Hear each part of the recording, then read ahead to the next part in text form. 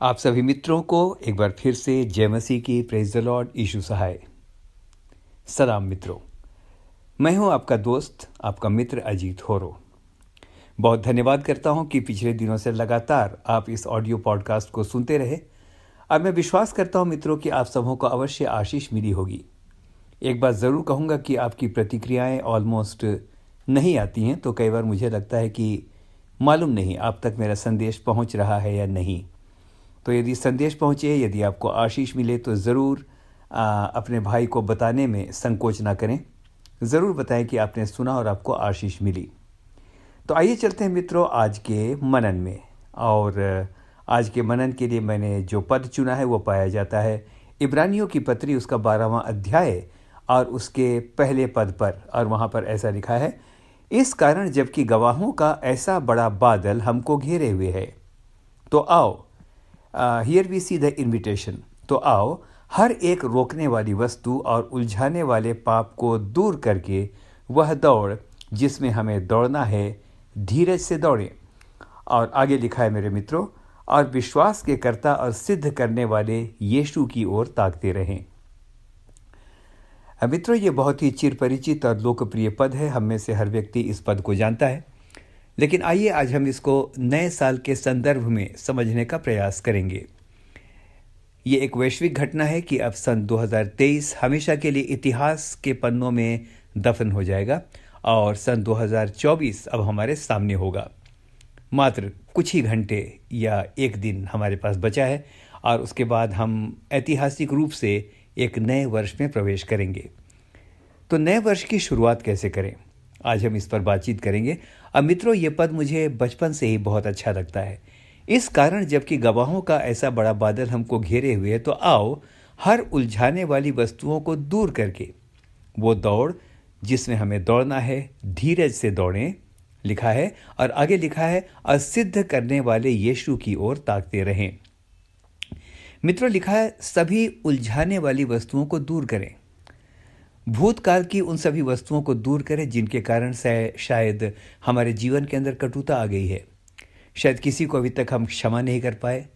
शायद अभी तक हमें ऐसा लगता है कि किसी ने हमारा दिल दुखाया और हम उसको माफ़ करने की स्थिति में नहीं है। हो सकता है हमें कुछ लोगों की आलोचनाएं या कुछ लोगों की तीखी बातें याद हैं जो अभी तक हम भूल नहीं पा रहे हैं। बहुत सारी पुरानी बातें मेरे प्रियो जब हमारे जीवन में आ जाती हैं, जब उन बातों को हम सोचते हैं, तो मैं आपको दावे के साथ कहना चाहता हूं कि ये बातें हमारे विश्वास की दौड़ को या हमारे आत्मिक विकास की गति को रोकते हैं। तो मित्रों, आज के दिन कहना चाहूँगा, जब परमेश्वर तक ने कहा कि मैं ही तुम्हारा पाप क्षमा करने वाला परमेश्वर हूँ और मैं तुम्हारे गुनाहों को, मैं तुम्हारे पापों को काली घटाओं के समान मिटा देता हूँ और उन्हें दोबारा स्मरण न करूँगा। यदि परमेश्वर हमारे पुरानी बातों को स्मरण नहीं करता, तो हम क्यों पुरानी बातों से अपने जीवन के आत्मिक विकास को रोकें। मेरे प्रियो, आज के दिन कहना चाहता हूँ, आइए जबकि नया साल है, एक नई शुरुआत करें।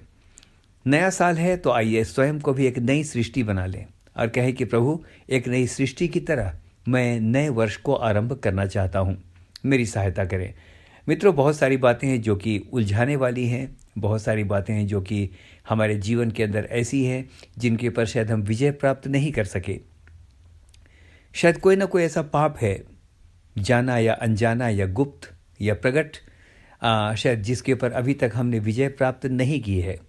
तो आइए इस नए साल में अपने प्रभु से इस बात की सामर्थ्य मांगे कि मैं अपने विल पावर के द्वारा नहीं, लेकिन आपकी सामर्थ्य से अपने जीवन की हर कमजोरियों के ऊपर विजय प्राप्त करूंगा। आप सबों को शुभकामनाएं देता हूं और आज के दिन कहना चाहता हूं कि यह नया साल आपके लिए बहुत बहुत आशीष का कारण हो। मेरे मित्रों, आइए नए सिरे से नए साल की शुरुआत करें और पुरानी बातों को भूल जाएं, क्योंकि लिखा है जो मसीह में है वो एक नई सृष्टि है। पुरानी बातें बीत गई, देखो वो सब नई हो गई हैं। मित्रों, यदि यशायाह की पुस्तक में जाए तो वहाँ पर लिखा है, अब प्राचीन काल की बातों को स्मरण न करो और न बीती बातों पर मन लगाओ, क्योंकि देखो मैं अब एक नई बात करने पर हूँ। क्या तुम इससे अनजान रहोगे? मित्रों, हम प्रार्थना के साथ कह सकते हैं कि प्रभु, आपका धन्यवाद करता हूँ, आप मेरे जीवन के अंदर एक नया कार्य करने जा रहे हैं। अपनी भलाइयों से मुझे अनजान न रहने दें, मैं निरंतर आप में बढ़ता रहूं।